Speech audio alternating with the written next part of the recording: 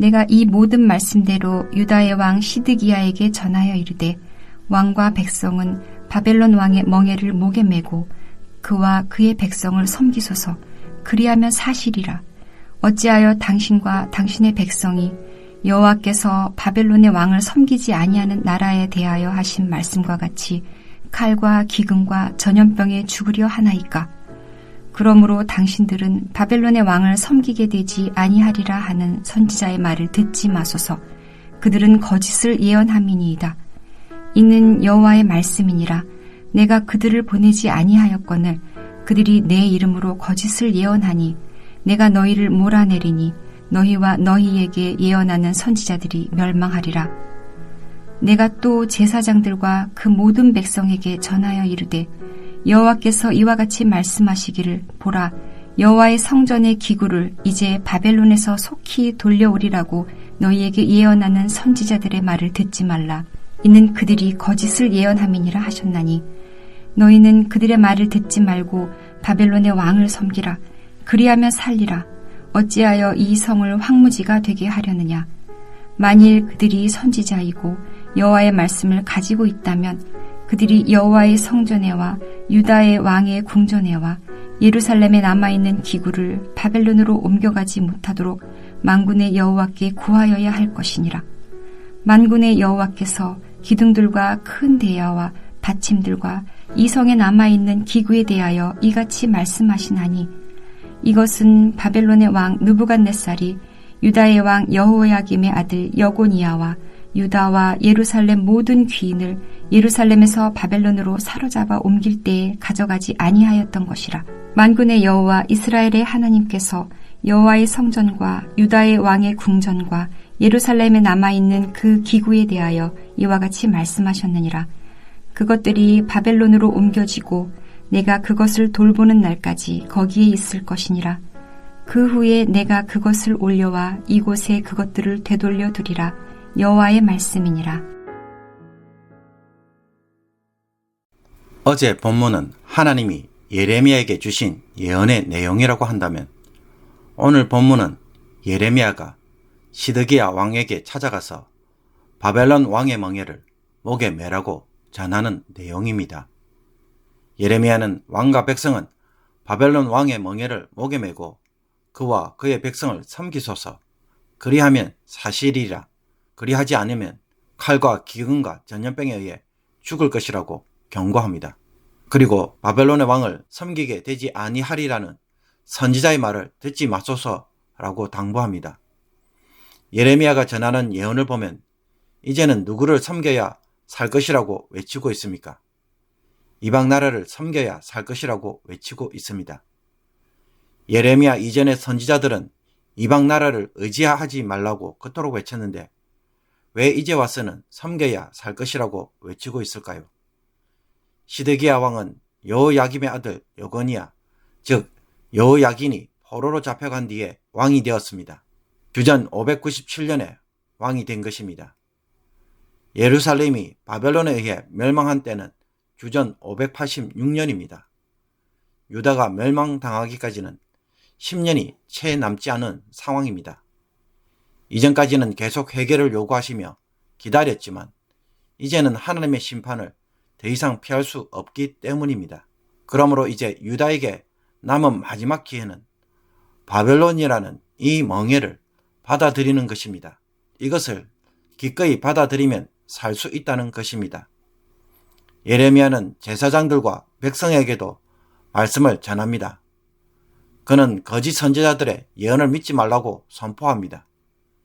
당시의 거짓 선지자들은 유다는 망하지 않고 여호야긴 왕 때 바벨론에게 빼앗긴 성전 기구들을 되돌려 받을 것이라고 예언하였습니다. 성전 기구들이 돌아온다는 것은 포로로 잡혀간 자들도 되돌아올 것이라는 것입니다. 다른 말로 하면 바벨론이 곧 있으면 망할 것이다 라는 것입니다. 그러나 상황은 정반대입니다. 하나님은 바벨론이 강대국이 되도록 허락하셨기 때문입니다. 그들이 정말로 참된 선지자라고 한다면 헛된 희망을 줄 것이 아니라 왕궁과 성전에 남아있는 기구들이 옮겨지지 않도록 심판을 줄여주시도록 기도했어야 한다고 하나님은 말씀합니다. 하나님은 그들의 거짓 예언과 정반대로 이제는 여호야긴이 포로로 잡혀갔을 때 남아있던 성전의 기구들과 왕궁의 기구들마저도 바벨론으로 옮겨질 것이라고 말씀합니다. 잘 보십시오. 시드기야가 왕위에 오를 때 어떤 일이 일어났습니까? 여호야긴이 바벨론으로 포로로 잡혀가고 성전 기구들이 이미 옮겨졌습니다. 그런데도 시드기야는 무슨 생각을 하고 있습니까? 백성들은 무슨 희망을 가지고 있습니까? 유다가 다시 회복될 것이다. 포로들이 돌아올 것이라고 착각하고 있었습니다. 시드기야와 백성들이 이런 착각을 하는 이유는 거짓 선지자들이 외치는 장밋빛 미래와 희망 때문입니다. 그래서 하나님이 예레미야를 통해 거듭 강조하는 것이 무엇입니까? 제발 거짓 선지자들의 예언을 믿지 말라고 말씀합니다. 하나님은 그들에게 말씀을 주지 않았는데도 그들은 하나님의 이름으로 예언을 하고 있다는 것입니다. 그들은 하나님의 말씀을 전하기보다는 백성들이 듣고 싶은 말, 듣기 좋은 말만 골라서 거짓 희망을 품도록 하였습니다. 그렇다면 희망을 주는 것이 잘못된 것입니까? 어려운 시기에 위로하고 힘을 주는 말을 할 필요가 없다는 것입니까? 문제는 이 거짓된 장밋빛 희망 때문에 정작 백성들은 하나님의 말씀대로 살지 않으면서도 자신의 잘못을 깨닫지 못하고 전혀 회개하지 않는다는 것입니다. 막연하게 좋은 결과만 기대하고 있는 것입니다. 하나님 앞에서 회개에 합당한 삶을 통해 주시는 은혜와 복을 기대해야 하는데 이런 바탕 없이 그저 모든 것이 잘 되기만, 평안하기만 기대하는 것입니다. 임박한 심판 앞에서 가슴을 찢는 회개보다는 거짓 희망이 더 달콤한 것입니다. 지금 시드기야와 백성들은 거짓 선지자들과 참 선지자인 예레미야의 예언 사이에 있습니다. 이 속에서 과연 누구의 말이 맞는 것일까요? 유다 왕국의 말기처럼 국제 정세가 급변하고 있을 때, 살기가 힘든 때에 우리는 누구의 말을 더 좋아하고 귀를 기울이게 될까요? 특히 거짓 선지자들이 사람들에게 인기를 끌며 여론을 몰아갈 때 과연 성도는 누구의 말이 맞는지 분별할 수 있을까요? 여기서 거짓 선지자들의 예언을 잘 주목해 보십시오. 그들의 예언은 어디에 더 관심을 가지고 무엇을 자극합니까? 사람의 마음을 즐겁게 하고 욕망을 부추기는 것에 더 관심을 가지고 있습니다. 우리의 마음을 전혀 불편하게 만들지 않습니다. 그래야 사람들로부터 자신들이 존경을 받고 그 명예로 부를 누릴 수 있기 때문입니다. 그러나 예레미야의 예언은 우리의 마음을 불편하게 만듭니다. 자신들의 욕망이 아니라 하나님의 요구에 더 관심을 가지도록 만들기 때문입니다.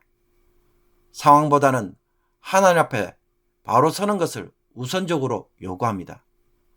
그렇기에 심판을 피하는 방법이 아니라 받아들일 것을 요구하는 것입니다. 이런 점에서 참 성도와 거짓 성도도 스스로 구별됩니다. 거짓 성도는 하나님보다는 상황이 더 중요하고 하나님의 말씀보다는 내 행복과 안전이 더 중요합니다. 그렇기에 무엇에 먼저 반응할 수밖에 없습니까? 거짓 선지자들의 말이 더 마음에 와닿고 끌립니다. 그러나 참된 성도는 자신의 형편보다는 하나님과의 관계가 더 중요하고 하나님의 말씀대로 사는 것에 우선순위를 둡니다. 그러므로 죄악을 지적하는 말씀에 회개에 더 민감하게 반응하는 것입니다. 하나님의 뜻을 바로 세우는 일이라면 그 어떤 대가도 기꺼이 치르고자 합니다. 그렇기에 참된 성도는 하나님을 향한 이 마음 때문에 누가 가르쳐 주지 않아도 거짓 선지자와 참 선지자를 스스로 분별하게 되어 있습니다. 물론 요즘에는 이것마저도 악용해서 사람을 미혹하게 만드는 거짓 선지자들이 있습니다. 외적으로는 회개와 말씀을 강조하고 경건을 요구하는 거짓 선지자들도 있는 것입니다. 과거 시한부 종말론자들이 종말이 가까웠다고 하면서 회개와 경건을 외칠 때 수많은 사람들이 거짓 예언에 휩쓸린 적이 있습니다. 그들 중에는 재산을 팔아 교회에 바치라고 한 사람도 있었고, 그렇게 하지 않고 순수하게 종말을 사모해서 경건을 요구한 무리도 있었습니다. 그러나 종말에 대하여 바울은 우리에게 무엇을 가르쳐 주었습니까? 때와 시기는 아무도 모른다고 바울은 말하였습니다. 그러면서 빛의 아들들은 그날이 도적같이 임하여도 아무 상관이 없다고 말합니다. 그 이유는 참된 성도는 어둠에 속한 삶을 살지 않기 때문에 언제라도 주님이 갑자기 찾아와도 아무런 문제가 되지 않기 때문입니다. 형제들아, 너희는 어둠에 있지 아니하며 그날이 도둑같이 너희에게 임하지 못하리니. 그러므로 결국 누가 거짓 예언에 쉽게 휩쓸려 갑니까? 하나님의 말씀대로 살아가는 것보다는 상황에 따라 처신하며 자기 지혜로 피할 방법을 찾고자 하는 자들이 자기 스스로 거짓 예언에 미혹되어 따라가는 것입니다. 그들 중에 남의 집에 가만히 들어가 어리석은 여자를 유인하는 자들이 있으니 그 여자는 죄를 중히 지고 여러 가지 욕심에 끌림 받아 항상 배우나 끝내 진리의 지식에 이를 수 없느니라. 욕심에 이끌리지 않고 말씀에 따라 경건에 힘쓰는 자가 자기 스스로 분별하고 진리의 길에 서게 됩니다. 심판 속에서도 그리스도를 따라 살아가는 것에 초점 맞춤으로 거짓 예언 속에서 자기를 바로 세우는 성도가 될 수 있는 것입니다. 그러므로 참된 성도가 되고자 하는 자에게 참 선지자의 말씀을 분별할 수 있음을 깨닫고 오늘도 주님 앞에서 자신을 진리 가운데 세우는 성도가 되기를 주님의 이름으로 축복합니다. 기도드리겠습니다.